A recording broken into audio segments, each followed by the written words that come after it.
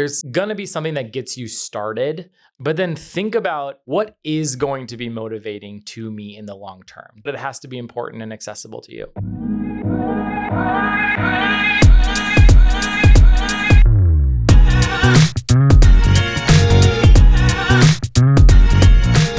Dun, dun, dun, dun, dun. Ladies and gentlemen, welcome to Soda Personal Training Podcast. We help busy adults get strong and fit and stay that way until the end of time, right? As we do, right? Dang, yeah. Yeah, it's getting 100%. better. It's just to the end of time now. Yeah. I'm Coach Sean, here with Coach Ben, Coach Phil. How's it going, guys? Howdy. It's going pretty good. Good. Excited to be here. Yeah. Today we're going to talk about motivation. And this is a super important one. Like it's interesting. We actually did a poll recently among our members, and I couldn't believe this, of like, what would you want to hear about on a podcast, you know? And I'm thinking, I don't know what they're going to say. Maybe they're going to be like, what type of diet plan, nutrition, this and that. And like the number one thing was motivation. And I'm like, oh, like I thought we were past that, because I thought like Instagram Reels and TikTok had given us enough of it over the last like 5 years, like motivation, gym motivation, right. But people still want it. Mm-hmm. And I think that this episode is really important to try to find the right type of motivation, which we're going to get into. So somebody take it away. I don't know how we want to start that. Yeah. Well, I'd love to just introduce everyone who's listening to Coach Ben. If you guys work out here, you've probably had your focus call with him. And Ben handles all of our like secondary intake. When someone comes in and they work with us, I give them the plan, but it's kind of related to like the sessions. I always run out of time. And so we started doing these focus calls a long while ago where Ben does a Zoom call, 30 minutes, and we cover through this 90-day success plan that highlights basically strategies in, 4 key areas. It's the cadence of the workouts, it's the nutrition, it's sleep, stress management, and then some mindset pieces too. Totally. And he's phenomenal at it. It's the perfect role for you. You do a great job. So, yeah, this is Coach Ben. Give us like a little bit of, I guess, your history and, totally. Give us the elevator pitch. Yeah. Well, thanks for having me, everybody. So I was a high school athlete, played soccer all throughout high school, traveled the world. Just kidding, just the country for soccer. And when I was going to college, I knew that I didn't want to play soccer. It had become such a focus of my identity, but I wanted to focus more on something else. So I jumped into fitness classes as a way to stay fit. And that was really exciting. And the community aspect of it was really big. And over time, I had found that fitness had kind of been that one thing that kept me going, kept me interested. I had the passion about it, changed my major to sports and exercise science and kind of followed that. And what was exciting about it was I had known movement through soccer and the kind of competitive aspect of it. And that was the motivation at that point was let's exercise to win a game, win a trophy, win a championship, etc. And when you take that away, what's the motivation to move, right? Mm-hmm. I feel like in college, it was my chance to figure out, okay, what do I move for now? And I think that what I found was that I loved the community aspect of it. I loved the goal focused of it, accomplishing things. It became much more like self-centered in a good way. I think self-centered isn't always a good thing, but for this it was. And that really kind of sparked this interest in helping others find the way that movement is meaningful for them. And I know that once you lose those kind of superficial motivation pieces, it can be hard to have the motivation to show up when you have so many other things going on. Mm-hmm. So I love the focus call. I love the personal training aspect of just helping people figure out what works for them, what excites them about movement, and help to accomplish some of those goals that come in. Mm-hmm. Yeah. That's excellent. Yeah. I got to say one thing quickly. Ben joined our co-ed soccer league, and you would not believe, like, he was so flippin' good as a goalie, and it's hard to find a good goalie. And anyway, I know you probably are not doing goalie anymore, but he was diving, and everyone's like, "Oh my, this is a co-ed league," and he was doing professional like side drop moves. It was phenomenal. And it's the only chance we won at winning is because of Ben. So anyway. Okay. Well, that's good to know, actually. If I have another co-ed soccer league story that we don't need to talk about on this podcast. Really? But anyway, that's good to know that Ben is a very good goalie if I need at some point. What I was going to say is, so there was something you hit on, like finding that motivation when people don't have the time. I'm paraphrasing here because that's the biggest thing for like the people that we work with is like, how can I get the motivation to go to the gym? I don't have time. I'm super busy. You know, we work with super busy adults.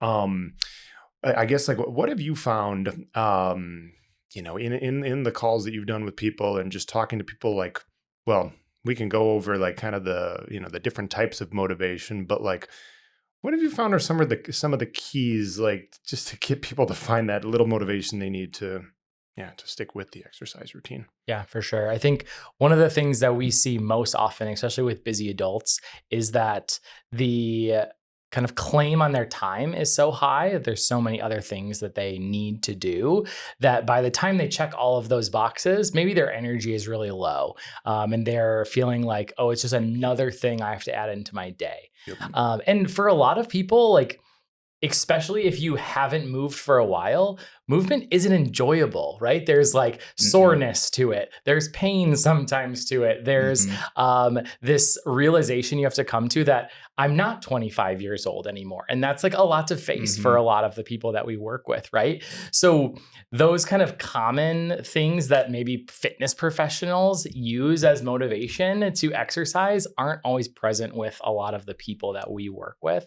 So I would say that the biggest thing that we need to do with these clients is figure out what type of motivation they need. And it probably isn't going to be pure enjoyment right away. Like they might not love to show up and get that 30 minutes of hard work in. They just need enough to get kind of started and find some other win that they can take with them that's not maybe quote unquote enjoyment. And that can be enough to get started. And then over time, when they've seen success, they're moving towards their goal, they're having a good time in the community that they're now a part of, then maybe enjoyment is more of the motivation at that point. But at the beginning, it might not be. And I think that people need some help with strategizing how to get that initial kickstart before they dive into long-term. Yeah. And that's always a tough thing because like a lot of times as coaches and trainers are like, well, how could you not want to come to the gym? Like we love it, you know, like I want to go lift weights, you know? So like the motivation is easy, right? And man, I don't know. Like you talked about, there's a point you were going to make here where we talk about like activation energy, just that little thing that you need to get going, you know? Talk to me more about that phrase. We were talking about it off air, the activation energy. Yeah. So think about it as kind of that like kickstart that you need in order to accomplish whatever the task is that's going, right? So you show up, you have 30 minutes of workout ahead of you. You're in a class or you're in a session with us. You need enough energy at some point to get off the couch, get in your car and drive here, right? So that's what I mean by activation energy. We need enough spark to get people moving because once they show up here, they're usually pretty much ready to go. We get them going.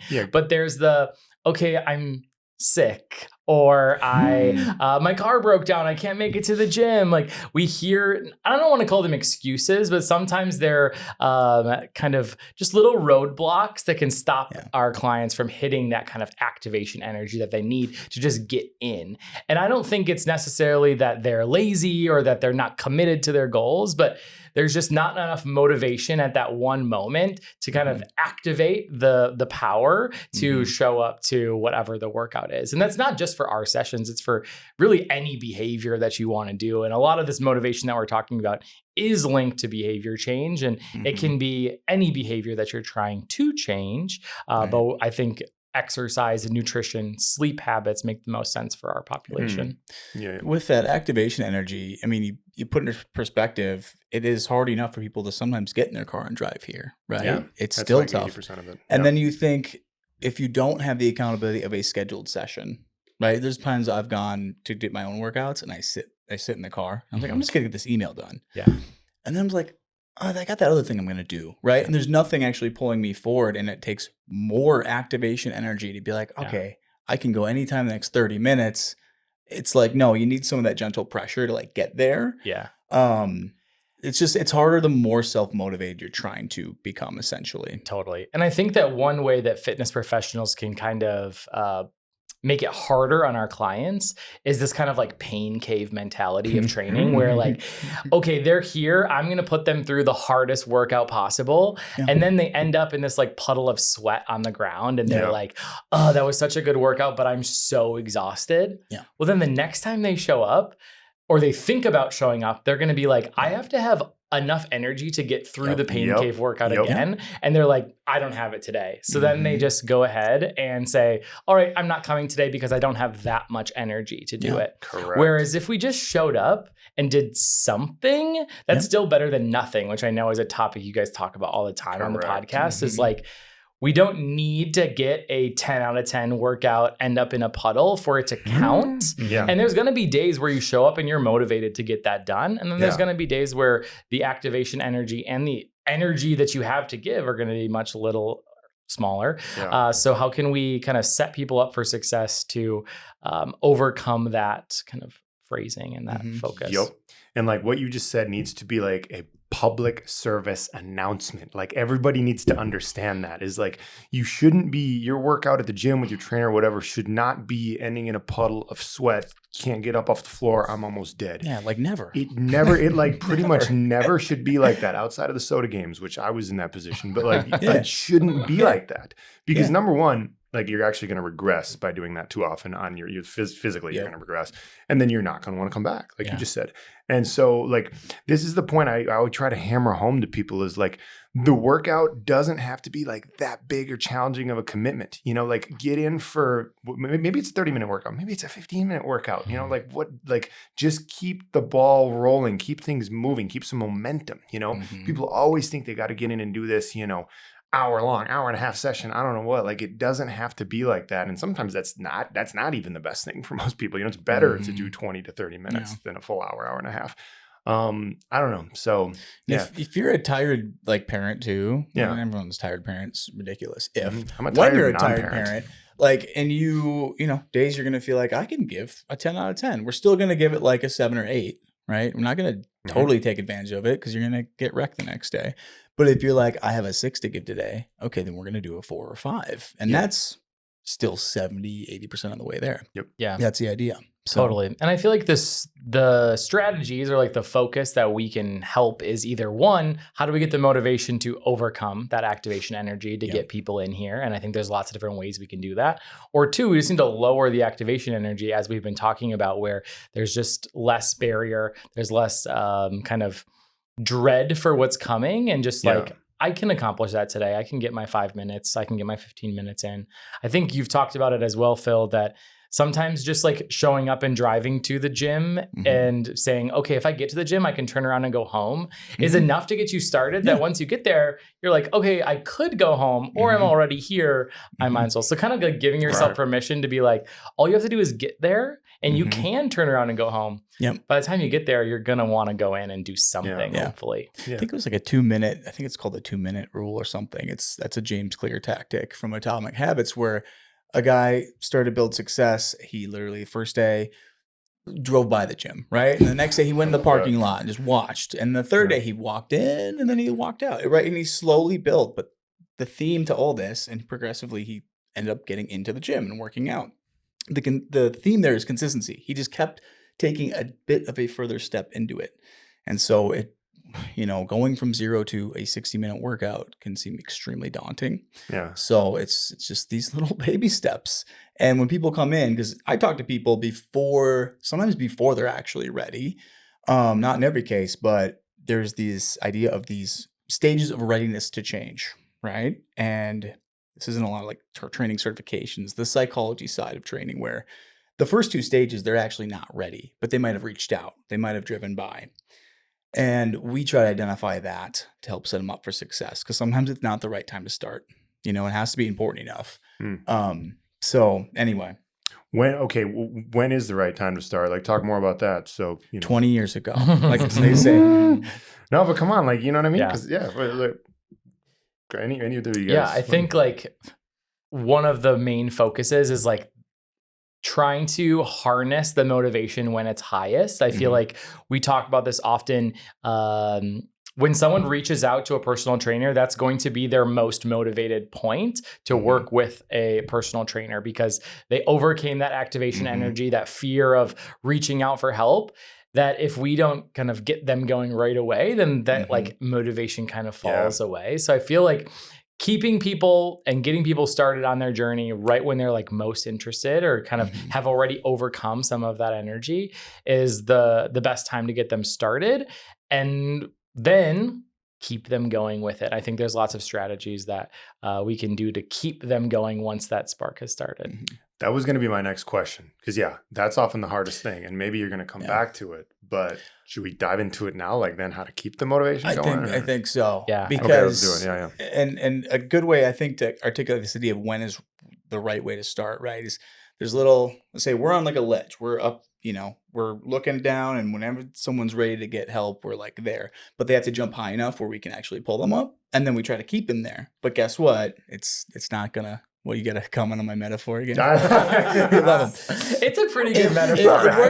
It works for me. I have this whole ice mountain metaphor. It's going to take some time. We won't go into it. Yeah, I know. You're biking up a mountain. It's icy. But anyway, it's like as soon as we can help grab hold of you, right? And so if you reach out, you are ready. And you have to believe that. And even if you're like, I'm not sure, if you've reached out, you are. Like you are.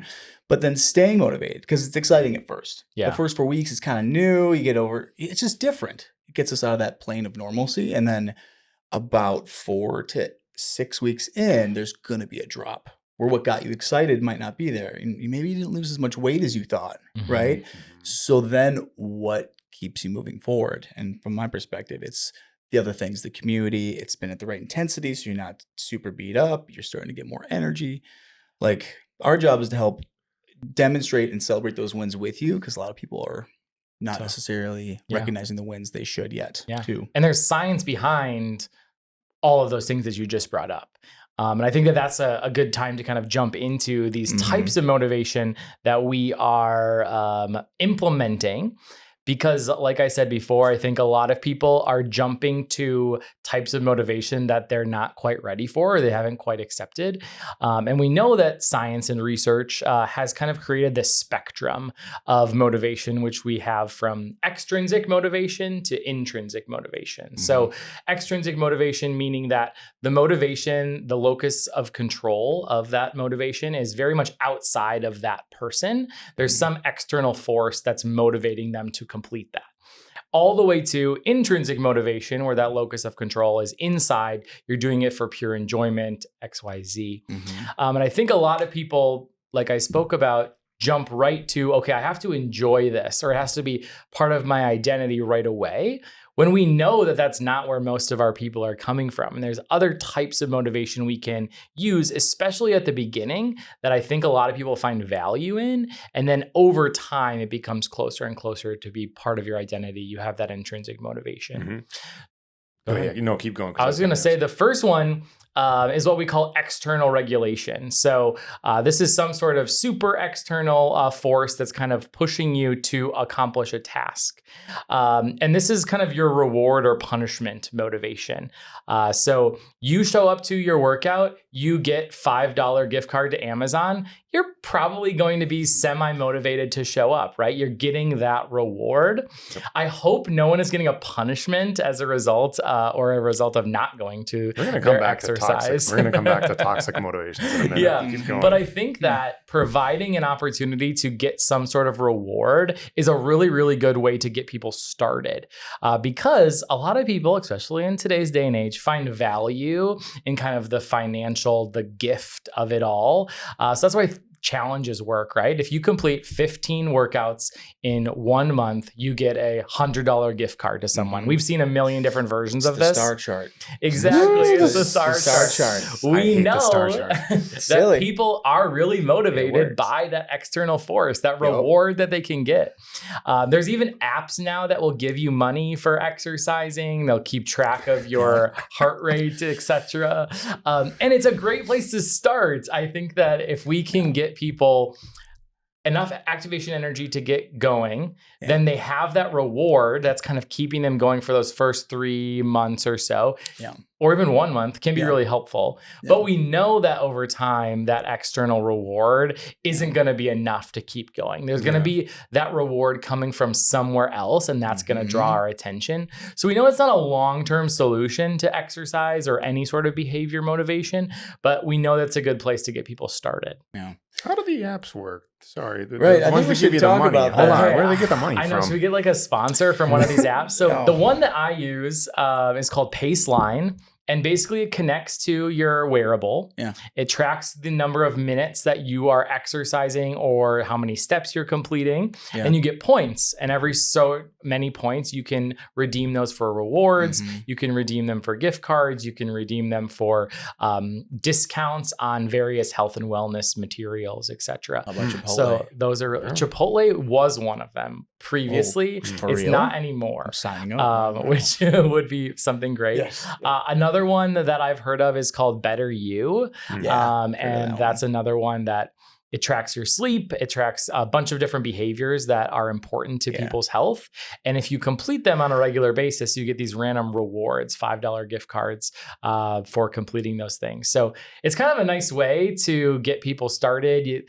I think that the fun of it kind of wears off after a while, but it's a fun little attempt. Well, and like, here's the deal. When you do this stuff, the reward is that you're going to feel amazing if you can sleep well, eat well, and work out a few times a week. But when people are getting started, they might not know what that feels like or remember what it feels like anymore. They've maybe never felt that way. Yeah, I actually have to remind myself to focus on this because a lot of times when a new client comes in, they have a weight loss goal. It'll be like a standard thing, right? And like a month or two will go by. And realistically, if we're doing things the right way, we're actually not going to see the scale move much in the first month or two in general. Right. And there's I could go into all the details behind that. But what we are going to see if we're doing things the right way is changes in energy levels, changes probably in sleep patterns, less pain throughout the body. And we almost have to like get people to pay attention to that, because people tend to not even really think about it. Like, oh yeah, I'm moving better. I feel better. I think I'm sleeping better. I have more energy. You know what I mean? And that's like the first step a lot of times. That's our checkpoint session. That's why we do those monthly, at least for those 3 months, to ask people the right questions. Like, how have you been sleeping? And how is the body feeling? Because pain is one where if people have back pain every day and that becomes their normal, right? And then it starts to go away. It's like being sick. We're not going to remember to appreciate it. And all of a sudden we ask that, you're like, you know what? My knee hasn't hurt the last 3 months. Like people don't remember. It's like when you're sick, we don't every day walk around and be like, I'm so happy I'm not sick today.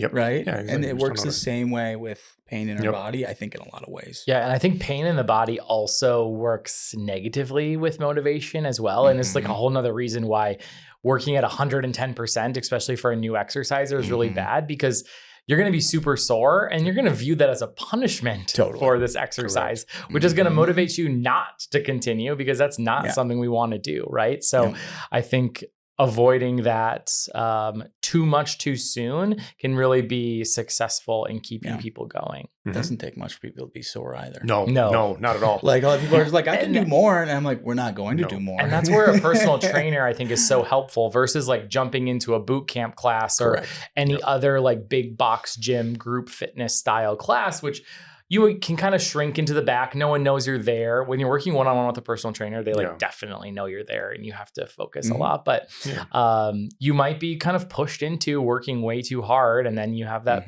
punishment of soreness that you don't want, where working with a trainer who has your best interest in mind, knows how hard you should work to get those benefits, but not too hard that you're sore afterwards, can be a really helpful way to get started. Which is critical after, 35, 40 years old. Your body's different. And that's, I think, what people are drawn to with us, is just narrowing that scope of training and coaching so that it is the proper dosage of movement. Yeah. And I even have to remind myself of this in like certain exercises, because you'll have like a new person come in, and if we, even if we just think of like the standards, like, okay, we're going to do 3 sets of each exercise, and if I have someone come in for the first session and I'm like, oh, let's do 3 sets of walking lunges or something like that, like 3 sets of walking lunges will freaking kill you. I mean, you will not be able to walk for a week after that. It's not the right way to do it. Even for someone who maybe had exercised before, right? Like you're going to be so sore, you're never going to want to come back. That's just one example, So yeah. Okay.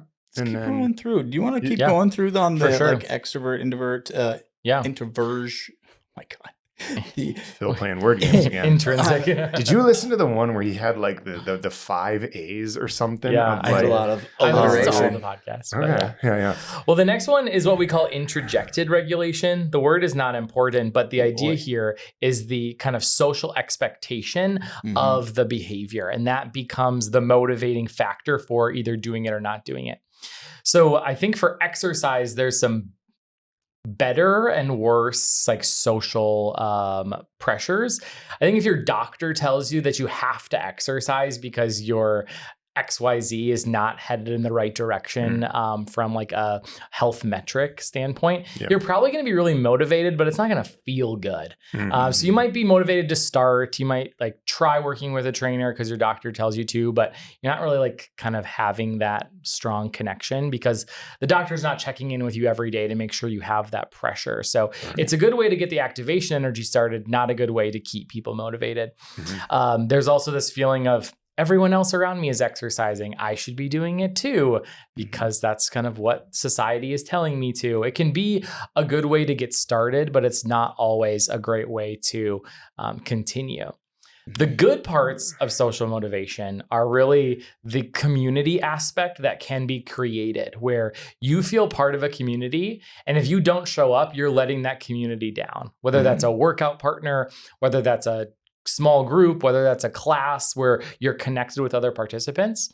If there's this social pressure to show up, or I'm letting someone down, whether that person is me or letting a friend down or a trainer, etc., that can be like a really lasting motivator or something really exciting to look forward to. And I think especially in our population of people where you're working with your kids and then you go to work with your coworkers and then you see your spouse and they're like, you're having that social connection, but you're maybe not hanging out with your friends a lot. You might see them once a week on the weekends, or you see them in passing at daycare pickup, but having a strong social group that's completing a behavior that you enjoy, like working out or eating healthy or sleeping well, can be a really long-term and successful motivator at keeping going if you have those people holding you accountable to that behavior. Yeah. Sean and I don't have friends. That's an As I get older, I feel like I care less about friends. The circles are narrowing.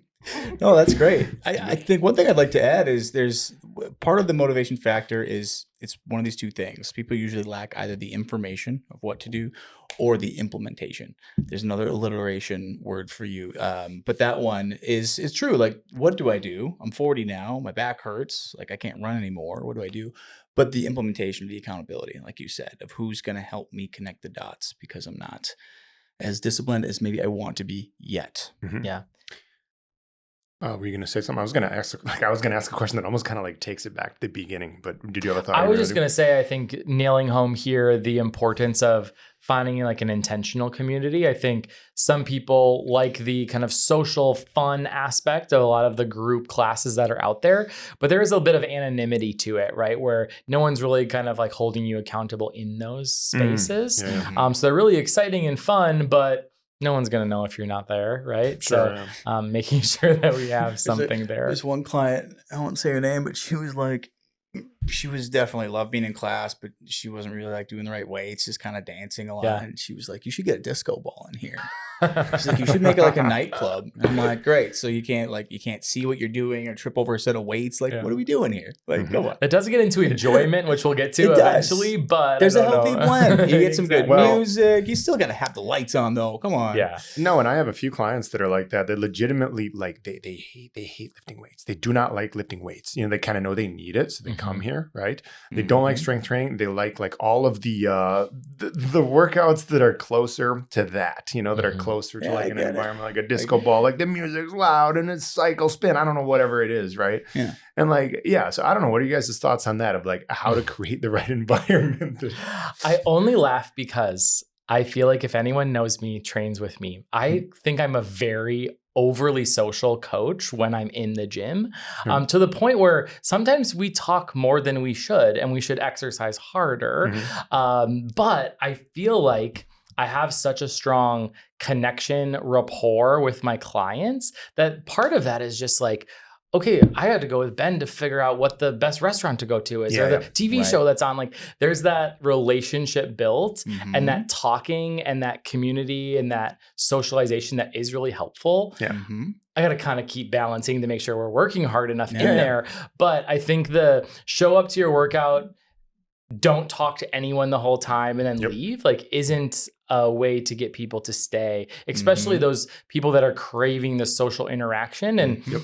we always joke that this is only 1 hour of your day that you can get some workout in XYZ, but it's also like 1 hour of your day that you can either Mhm. socialize or you can continue to not socialize Mhm. like you have been for the last 8 hours when you've been sitting at Mhm. home working on Zoom calls. Yeah. It's right? the idea of that third space. Yeah. Yeah, you like know? you're killing two birds with one stone for some Yes. people. A lot of times it's okay, get that social interaction and get that workout. Mhm. And actually, to your point, Ben, I think a lot of people, who listen to this may not realize that that's maybe like the most important part of being a trainer or coach is like being able to interact well and just kind of like shoot the shit with clients throughout the session, Mhm. you Yeah. know? And it's really tricky. I actually have a little bit of the same struggle sometimes is like, sometimes as a trainer, I gotta be like, okay, I gotta shut up. That way we can focus on this set really hard, because Yeah. if you're going hard, we shouldn't be able to pass the talk test very often, Right. Yeah. but it's really hard because you just can't just cut off the conversation. Be like, okay, stop right there. Yeah. Now do your 10 reps to pull down. You know what I mean? Like it has to I love flow what a you have little to bit. say, but like, stop. Stop. I don't care about your problems at home. Okay. 10 reps. We So- talked through that. We talked through that one of our team Yeah. meetings. Like, how do we make sure we can exit a conversation respectfully so that people are still moving? Yeah. Because Yeah. there's not that much time, right? We got to keep it Because moving. sometimes I'll have like one day a week where I'll go into like full drill instructor mode where I'm like, I don't want any more. I don't want to. What day is that to tell our It can clients be right any now? random day. Oh, It can that's be any not random helpful. day. No. Usually it's Wednesday because Wednesdays are long for me. And I'm just like, no, I don't want Watch to talk out. to anybody. Watch out on Wednesdays. Wednesday Watch out clips. Wednesdays. No, but it's like I don't want to talk about social stuff anymore. I don't want to be empathetic anymore. You're doing 10 reps this. Go, Let's get to work. hard. Just straight drill instructor. But, Yeah. Yeah. so. It's yeah. this hard balance between like being your client's friend, but also being your client's accountability Yes. and Yep. their motivator and their educator. Yeah. And I think that that's probably one of the biggest struggles that new trainers face is Mhm. trying to find a way to balance that, especially with people that are like in vastly different life situations than you are. Yeah. So Yep. like someone coming fresh out of college, trying to have like a conversation with a 50-year-old retired Yeah. XYZ is really tough. I mean, someone coming straight out of college. Well, I Straight thought out you of were- college. Well, I was going to say, if I'm training someone who's straight out of college, we're duct taping the mouse. We're not talking at all. Like we're straight drill instructor and we're going hard. Okay. Yeah. No talking. We're building muscle. We're getting jacked anyway. But yeah, very different with a 50-year-old. Yeah, I've been surprised. Like our general demographic, somewhere around that 35-year-old, probably. We have people in their 80s. We have people in their. I mean, we have some young bucks We've too. got people in their And you'd be teens. surprised how often people do interact very well. It's just, everyone's just Yeah. a good person. So like Yeah.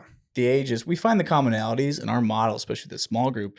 It allows for that conversation where you find them naturally, and like Mhm. everyone's got something in common, Yeah. except for music.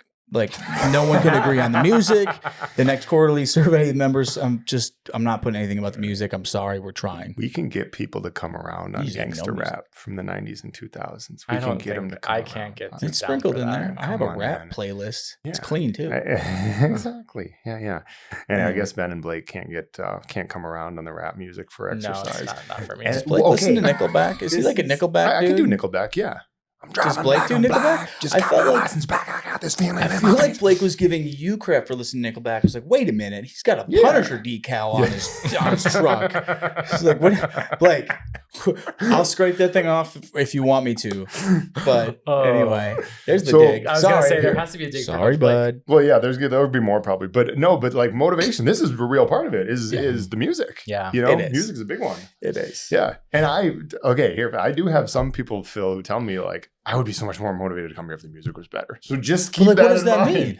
What does that mean? That's what I mean. You got to be like, well- what songs do you like? Well, one of them specifically wants gangster rap music, and I'm like, That's fine. whenever We there's not sprinkle it anybody in. else in here, we're banging Tupac. We're going everything. We're going all out. with It can okay? definitely But be sprinkled. It's just so tough because you want to do one thing that doesn't offend even one person, right? In a I way. disagree with you, but but keep music going. is tough. It depends. You know, is it the language? Is it whatnot? So we can have clean rap. This is a team meeting discussion. First thing on Monday. You can't not offend one person. If you have You're more than absolutely right, 6 Sean. people in any given setting, somebody's going to be Someone's offended by getting something mad. that's happened. I'm going to be offended by stuff. Okay, this is the way it is. We're It sounds like sensitive you are creatures. offended. I am pretty offended. I'm Not offended by enough Tupac. No, exactly. But no, we can't worry about it. We did a thing once. My last note is we did like a, hey, you guys put your favorite songs on Spotify on this playlist. And it just crashed and burned. It just, Really? First of all, one person did like one artist and added like 80 songs. And it was like, well, you shouldn't have let them create the playlist. Should have been I'm trying to suggestions. figure it out. And I think I do a decent job. If they like music 70% of the time, I think you're crushing it. Thing is, because we're a small gym, people, they have more say in this stuff. They go to the big box gym, they're like, they don't even think about it, right? But Well, they bring their own headphones. Yeah, exactly. Yeah. Exactly. Which takes away So that social. we're working on Yeah. it. Well, Yeah. just you tell me what you guys want and I'll do it. I swear. All right. Yeah. All right, should we jump to the Back next to one? motivation. Yeah. What's The next one back to the topic. called identified motivation. But basically, the motivation here is that whatever you're doing is instrumental towards a goal. And I think that that goal is often where a lot of our clients come in. And that goal can be very motivating, but we also know that that goal could also take 6 to 9 months to complete. And after about a month of trying really hard and not seeing as much progress as you're hoping for, it can also be very demotivating to want to continue. So that's where I think, yes, having a goal is really helpful and always a good starting point. But some of these other strategies that we've talked about, having that reward system, having a social connection and a community, can kind of keep people going while this long-term goal kind of comes to a T. But the strategy that I do want to talk about is there's no reason we can't set a goal every single day, right? And that's something that I think people can accomplish and get that instant gratification that they're craving. So if you show up and the goal is, all right, we're going 5 pounds heavier on our chest press and we're going to spend 30 minutes doing that, and then they accomplish that, boom, that is like enough motivation to get through the next 3 sessions because they're feeling so high off of the feeling of accomplishing that goal. So I think one thing we do really well and we can continue to do really well is focus, yes, on those long-term goals, but also like what's something we can accomplish today to give our clients and our friends and our people that gratification that they need. Yeah, I'm a big believer in the small wins day to day and just stacking up over time. Yeah.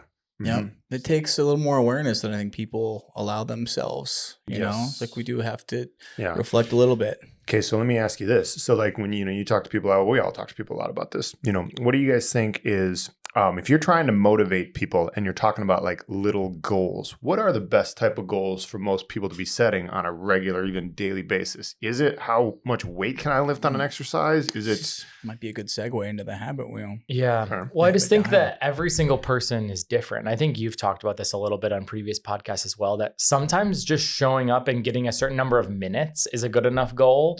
Because minutes isn't connected to a certain intensity. So if you don't have a lot of energy that day, your activation energy, you're like, I don't know if I can have enough. Just moving for 15 minutes can be like a strong, accomplishable goal. On other days, you're going to come in highly motivated. You're feeling good. You see that 250-pound bench press and you're like, I'm going to get that. And that's what you accomplish. That's not mine. I don't think Blake can put up 250.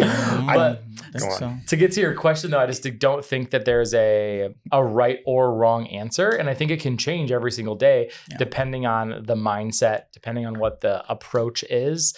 And I think when people crave variety, sometimes we can have the goal be the variety that we're shooting for. Something as simple as like, can I get 5 water bottles in during the day? Or can I finish my water bottle during class? 1 water bottle in for Yeah, some people, right? Yeah. Like those small kind of like silly goals can go a long way in like accomplishing whatever health behaviors that we're focusing on. So I think letting some of that variety, being creative, always coming back to like our tried and true goals of like, okay, let's pick an exercise, try to go heavier. Let's pick an amount of time that we can go, something like that. Yeah. I actually like that. Just finding Yeah, little ways, little goals to motivate people with. And I also, this is a little bit off topic, but I also like to tell people a lot of times because they struggle to find the motivation to get in the gym because they hate working out and they think that they're going to feel horrible at the end and the workout's going to be way too freaking hard, whatever, right? I also tell people to like try to come into the gym with like a learning mindset instead of a mindset of I'm going to try to just totally exhaust myself, right?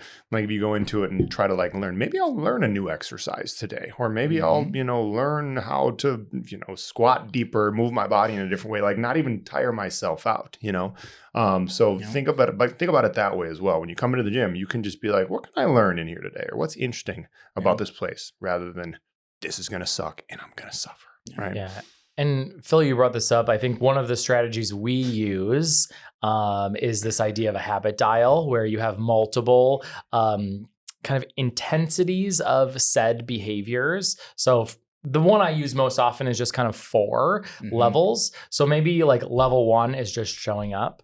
Level 2 is, okay, we're going to do a 15-minute strength circuit. That's what it is. Level 3, we're going to do 2 15-minute strength circuits. Level 4, we're going to do 3 15-minute strength circuits, right? And you show up and then you have the ability to kind of turn that dial up or turn that dial down based on what you have to accomplish that day. And having those kind of preset, and that was a really basic example, but having those kind of preset and having that conversation ahead of time, or even just mentally deciding that ahead of time, how much you can give that day, kind of gets over that that all or nothing thinking that I know we've talked about a lot.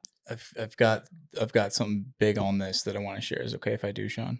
Yeah, and you have me curious now. So remember this phrase: we don't rise to our goals, we fall to our systems. He definitely didn't come up with that and one. Most I heard that people, 1,000 times before. Go on. I've got it tattooed on my bicep. Go on.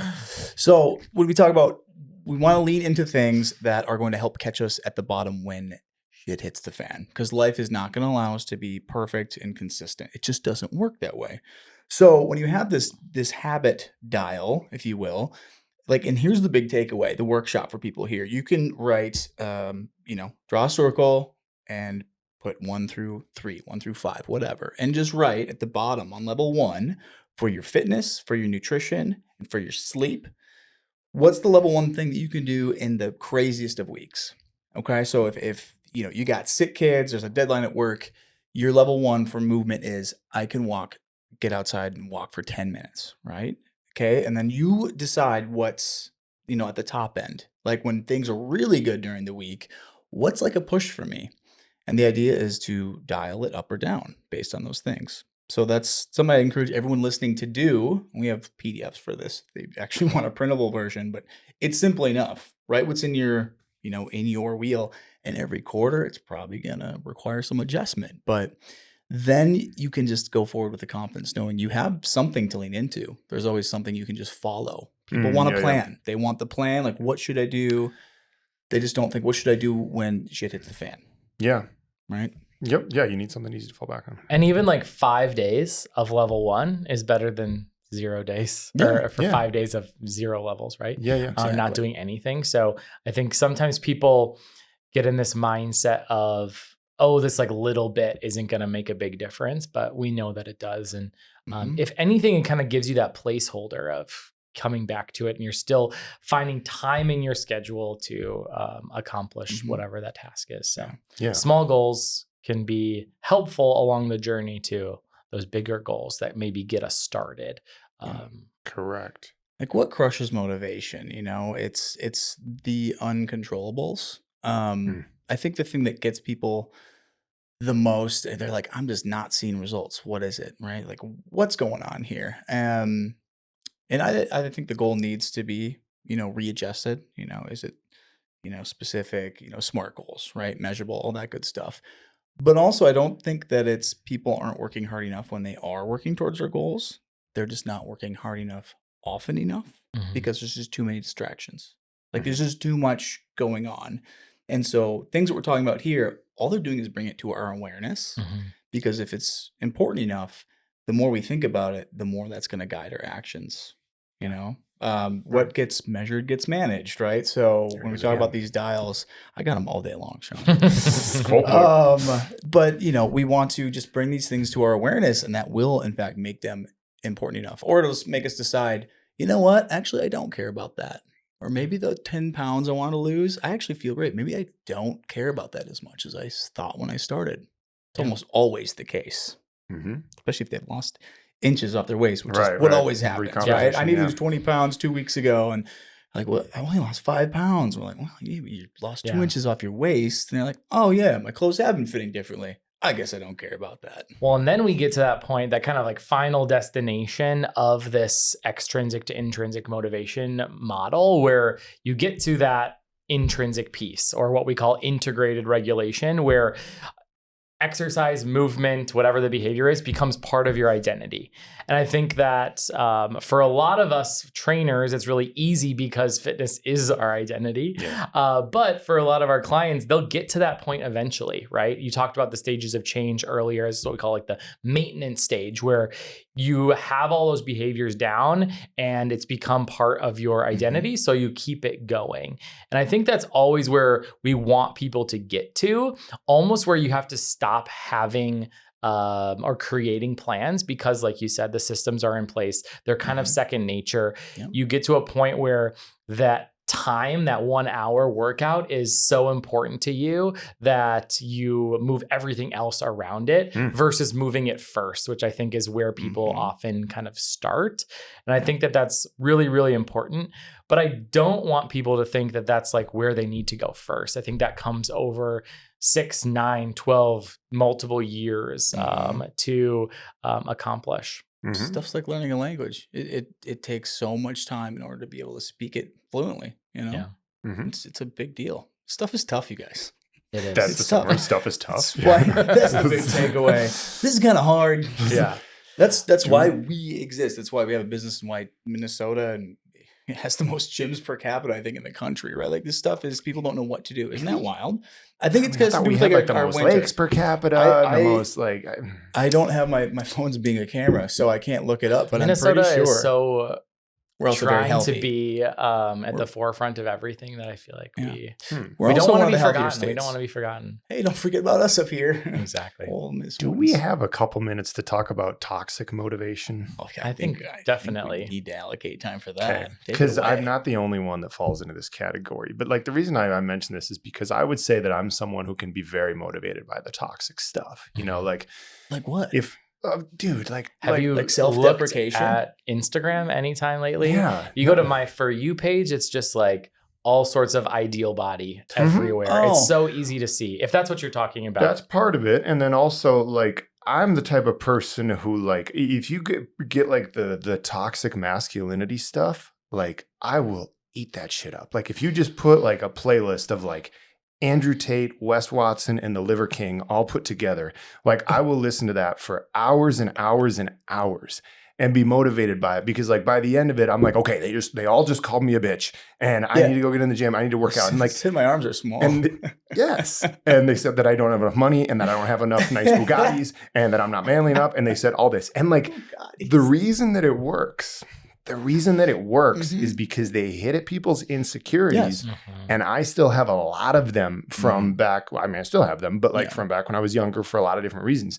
And like this type of this toxic masculinity, toxic motivation, especially you see all the time online, really, really works. And I'm not the only one. I mean, there's tons of people all around the world who fall into that category of like being motivated by the quote unquote toxic stuff. When they're like shaming you, like, don't be a bitch, you got to go work out and all this stuff. Right. And like, on the one hand, it works. So like Coach Maddie and I talked about this on a podcast fairly recently, like, cause she kind of said that she has some of the same tendencies to be like motivated by that type of stuff, So like on the one hand, I like put that in the category. I'm not sure exactly. I guess it's, the interjected regulation where it's like social media expectation of these people online telling you that you're not good enough and you need to do this. And I just call it like a toxic motivation, but like it's been useful to me in a certain way. But I also think that it can be very, very detrimental to a lot of people. Oh yeah. So I don't know where we want to go with that, but Yeah. Go ahead. I was going to say, I agree. I think that it is really prominent. In today's day and age, it's almost impossible not to feel some sort of that toxic motivation. I think the focus and the important thing is that it can be really good to get people started, but that can't be the long-term sustained motivation. I think that that's really how I see it. Not that I want it to continue to be created, right? In an ideal world, I wave a magic wand and everyone just has awesome body positivity. They feel really good about themselves. They're not comparing themselves to others, but we know that's not reality, especially the reality in right now. So I feel like finding a way to, okay, maybe that's your activation energy. That's what gets you started. But then we find one of these other strategies to keep you going so that you're not constantly coming back to, I'm not enough. Right. Because a lot of these, there's a way to say, I am enough, right? I earned that reward. I have a community. This is part of my identity. I accomplished my goal. Those are all ways to frame motivation in like this positive, I'm good enough world. I'm worthy of this goal that I've accomplished versus constantly using negative motivation to say, I'm not worthy. Therefore, I must continue going. Katie and I call that bitch boy. Bitch. Okay. Yeah. What is bitch boy exactly? Well, bitch boy is the voice I tell myself. Little bitch inside. A little bitch boy. He's coming out. Yep. And it's more like funny, but like the therapist is like, you probably shouldn't self-deprecate. Oh, fuck the therapist. Fuck that guy. Come on. What does he know? But here's what I want to say is I think fear is a very useful tactic for people to stay motivated, people being fearful of certain things.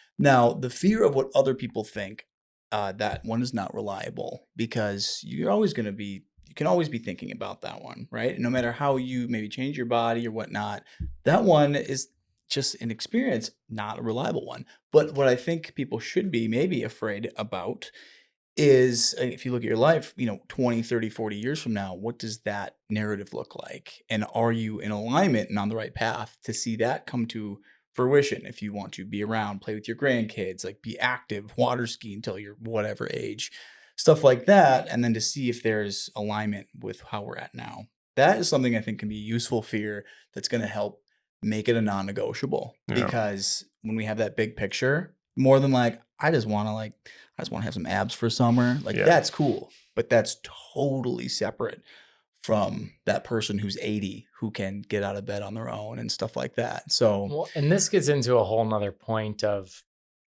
something we probably need a whole nother podcast on, but we coming back to these focus calls, this initial sessions when you're working with clients, they'll always say a goal and it's usually weight loss. It's always strength building, etc. But then if you ask like why, then they'll say, oh, because I want to look better or I want to be able to get on the ground with my kids, stuff like that. And you just keep asking, why is that important to you? Why is that? It's just like descending ladder of if you just keep asking why, eventually you get to like those core beliefs that people are really doing this for. And I think that that's the one thing that personal trainers don't get enough credit for is that we are mostly deep thinkers and we care about people at the end of the day. We're not just focused on this kind of like superficial body accomplishment that a lot of people come to us for right away. And I think that that's one way we can set ourselves apart as kind of strong trainers is let's use all of that kind of fear tactics to get people started, but then let's over time shift their mentality to some of these more positive things that they can hold on to for longer and be proud of versus kind of constantly comparing. Yeah. Cool. Should we just kind of sum it up? I gotta go soon, otherwise Nana's probably gonna shoot me. But we do a quick little summary. Yeah. I think the most important thing that I would like everyone to take from today's discussion is that there's gonna be something that gets you started or gets you interested in moving or really any behavior. Obviously, we talked a lot about exercise today. Get started with it. But then think about in deep kind of conversation with yourself and reflection, use the resources available. Like, what is going to be motivating to me in the long term? Do I need rewards? Do I need a social community? Do I need small goals that lead up to a larger goal? Do I want exercise to be part of my identity? thinking through that honestly with yourself and kind of coming up with strategies that you can implement is going to be the way that these become long-term behaviors versus letting that kind of spark that gets you started kind of die out if we don't find the right motivation to keep it going. So kind of like that fire, you want the spark to start, but then you need enough kind of kindling and other wood to keep it going. And the type of wood you use doesn't really matter, but it has to be important and accessible to you. That's the metaphor of the day right there. He went up to you. Am I like mahogany? Where are we here? Redwood? Yeah, something that smells good. What's what did you say your biggest takeaway, Sean? You'd like to maybe share before we sign off? I mean, I don't know. I'm still kind of in Don't the listen toxic to bitch boy. masculine. No, I mean, I do. I'm still, I find myself still to this day, like in somewhere in the middle of these, you know, it's some of like, just in the case of fitness, like, yeah, it kind of is a part of my identity, but like what motivates me is not necessarily always like the healthiest stuff. You know what I mean? So, I don't know. We'll have to maybe like 20 years down the road, we can redo this and I'll have self-actualized and then won't be motivated by the don't be a bitch content, you know? But yeah, what about you? Well, I think mine, it kind of speaks to that is this is a learning process, but you're thinking through it. You're staying aware of it just by thinking critically about how we think. And this is a really, really tough game. Like motivation is like the thing. Everyone has the capacity to do this stuff. They do. Like we believe in you, so don't give up and embrace failure. You will get there as long as you keep trying. So strike when the iron is hot. Is that what you're saying? Yeah. And just keep at it. Don't give up. And then if none of that made any sense to you guys and you need some motivation to get into the gym, I'll just tell you the Nike method. Just do it. Just freaking do it. That's it. Just do it. Shia LaBeouf. Yeah. Excellent. All right. Anything else? I don't know. No, that's it. Who's doing the sign off? Ben, you do the sign off. Yeah. Yeah. Is there a sign off? I don't even know what the sign off is. But do we have a sign off? Thank you, listeners, for listening to today's deep episode voice. of the Soda Personal Training Podcast. Seriously, thanks for listening. Ben, thank you so much. We're kind of getting the rotation of the other coaches here, which is great. We love your perspective and thank you. You're a rock star. So thank you for all you do for our new and obviously recurring members here. Yeah. Thanks, Awesome. Ben. Yeah. Thanks, guys. Yeah. All right. We'll see you on the next Thanks, one. guys. Adios. Peace.